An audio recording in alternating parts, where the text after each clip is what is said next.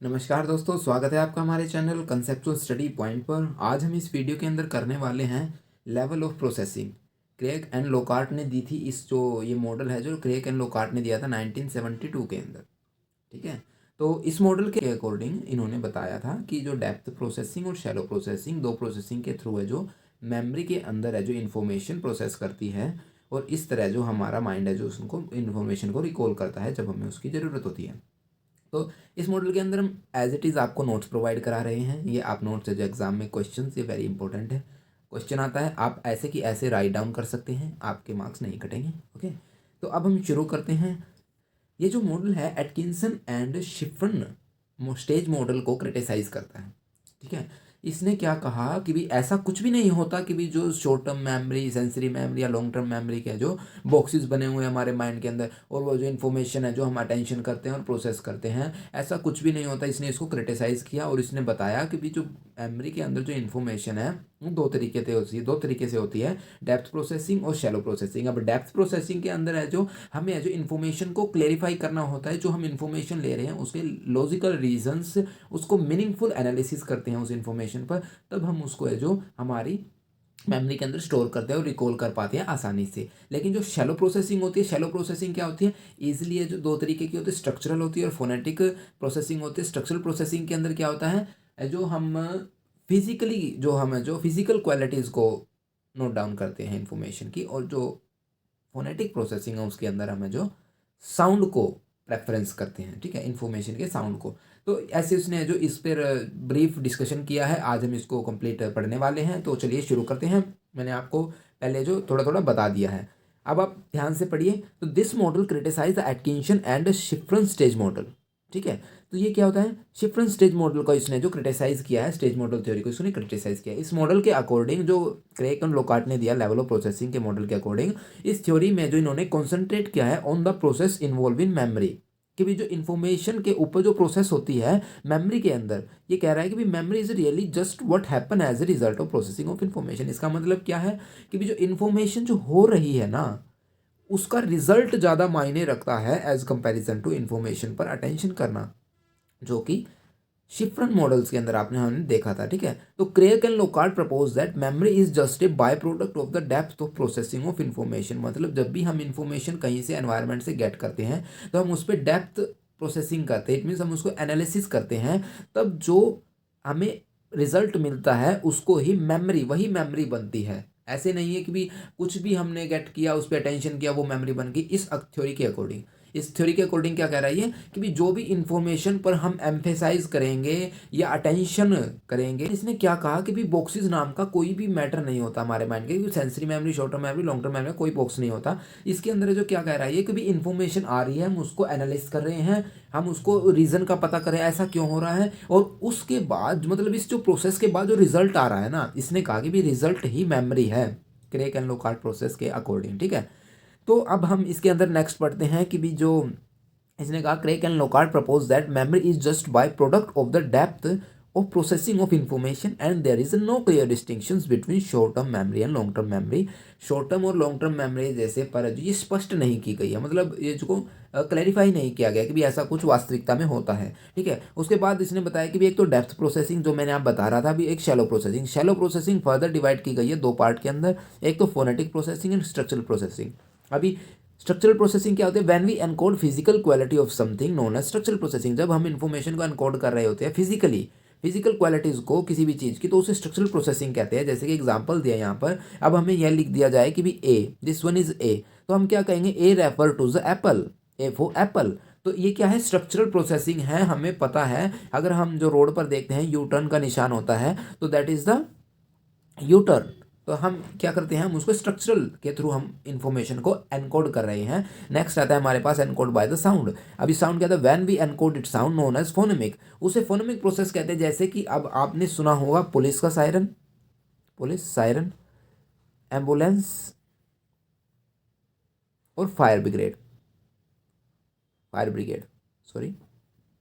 तो इन तीनों के सायरन है, अगर आप ध्यान से देखें तो इन सायरन्स के अंदर डिफरेंस होता है कुछ ना कुछ, थोड़ा थोड़ा। तो अगर इन साउंड को सुनते ही हम जो रोड पर चलते हुए हमारे व्हीकल्स को साइड कर लेते हैं अकॉर्डिंग टू रूल्स, जो हमारे ट्रैफिक के रूल्स हैं।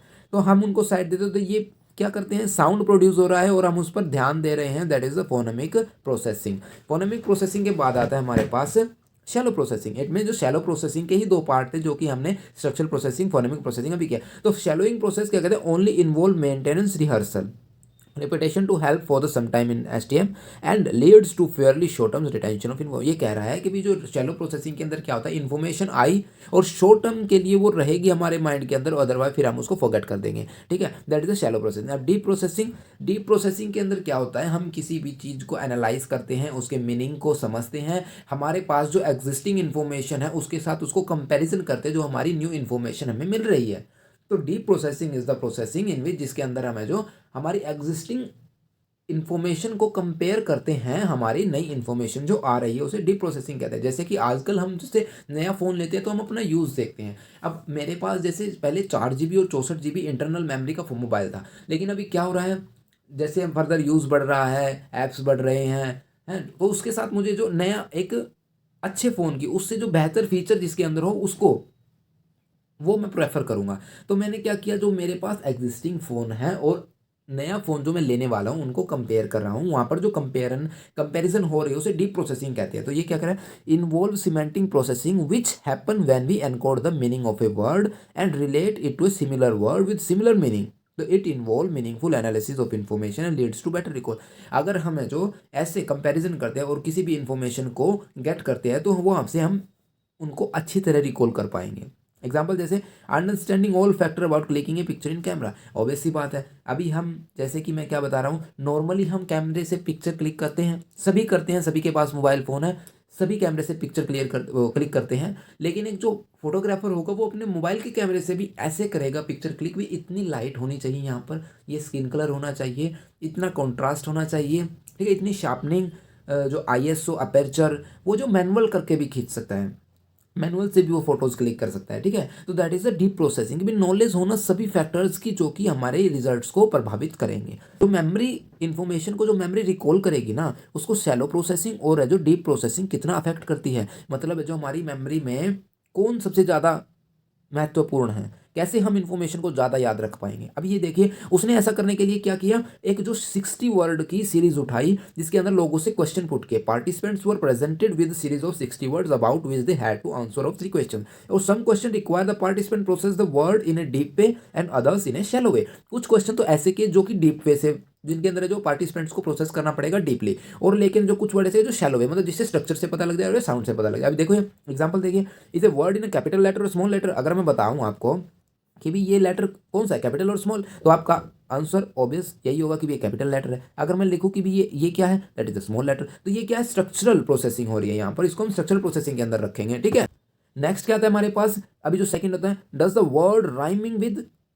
अभी कोई, हम जैसे मैं अगर आपको एग्जांपल दूं कि भाई इश्क के मोहल्ले में सब खो रहा है, मैं जाग रहा हूँ और वो सो रहा है। अगर मैंने जैसे आपको ये बताया, क्या इसके अंदर मैं क्वेश्चन पुट करता हूँ कि भी इसके अंदर राइमिंग है, क्योंकि मैंने आपको क्या किया है, ये पोएम आपको सुनाई है, ये जो शायरी आपको सुनाई है कि भी यहाँ पर जो सो रहा है और सब कुछ खो रहा है, दैट इज द राइमिंग। आप इसको सुनकर ही बता सकते हैं, तो that shows the phonemic processing. अभी नेक्स्ट क्या आते हैं, does the word go in this sentence.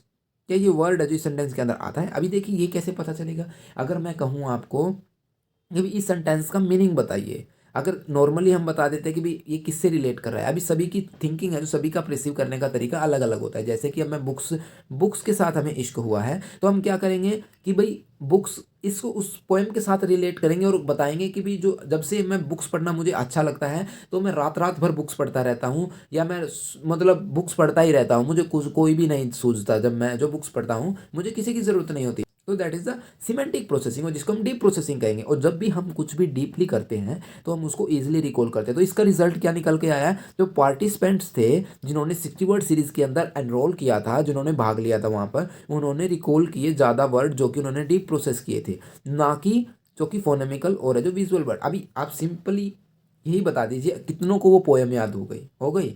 नहीं हुई ना, तो जैसे ही मैं बता रहा हूँ वो सुनने से अलग, लेकिन जब आप उसका मीनिंग क्लियर हो जाएगा आपको हर एक टर्म्स का कि भी वहाँ पर ऐसी ऐसी बात थी, ये बात है जो इससे लिंक कर रही थी, तब आप है जो उस पोएम को आसानी से याद कर पाएंगे। That is the deep processing. तो ये हमने इस वीडियो के अंदर बताया कि डीप प्रोसेसिंग जिसका रिजल्ट क्या है, एक्यूरेटली हम रिकॉल करते हैं, और शैलो प्रोसेसिंग जिसको हम जो लेस एक्यूरेट रिकॉल करते हैं इन्फॉर्मेशन जो भी हम गेट करते हैं। लेवल ऑफ जो हमने प्रोसेसिंग पढ़ा इसके अंदर जो क्रेक एंड लोकार्ट ने जो कि दिया था। ठीक है, thanks for watching this video. मिलते हैं नेक्स्ट वीडियो में एक नए कंटेंट के साथ।